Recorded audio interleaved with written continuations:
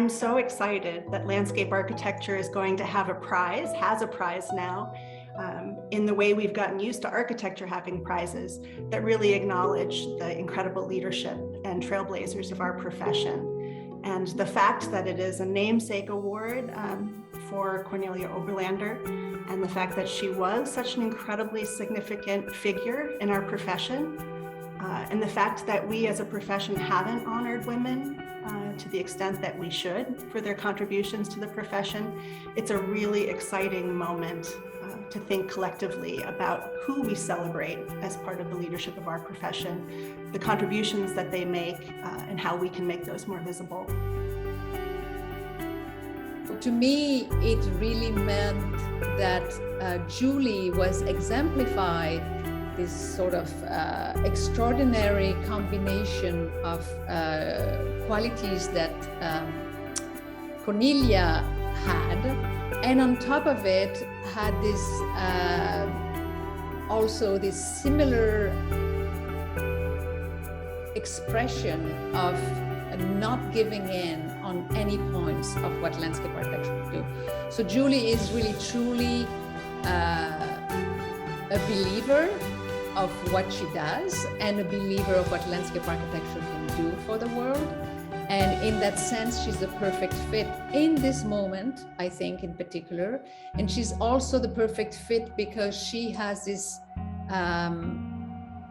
both conviction and strength, but hybrid role as covering both the practice of landscape architecture, the discipline, the ideas of what landscape architecture is about, and her academic role. You know, she has taught design, she has practiced design, she has made projects, she has talked about them, she has published. So she's, in a sense, the total landscape architect who is going to be both speaking to the world and to a general public, but also speaking to an audience of peers and speaking to an audience of students. So she can have an action on multiple levels. And in that way, I think she is truly unique.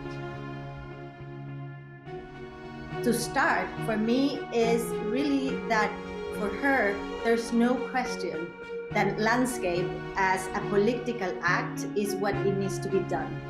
And landscape as activism, for me, is what is truly relevant, but mostly what I found is that it's really its essence, no? And it's not just a posture that you can see so many times, and it's just not a vehicle or anything. It's truly deeply rooted in her practice, in her teaching, in her texts.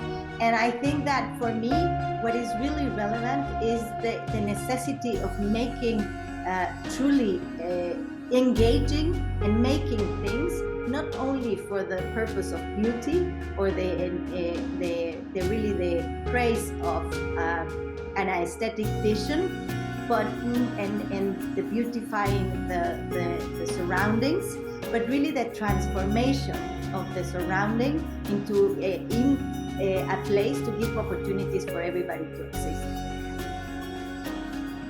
As an inaugural laureate, one of the characteristics I think that best define Julie is her courageousness to take on, how can I say, these enormous issues at a time when no one was taking on.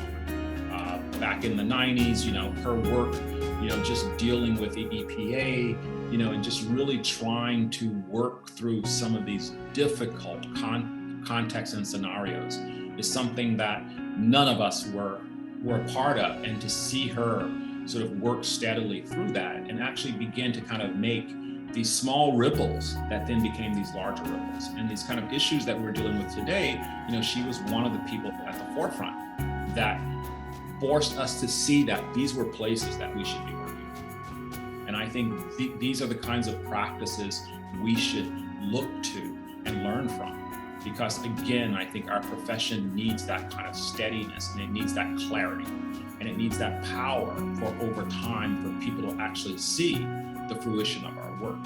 So I think her practice is symbolic for me of who we want to be as a profession.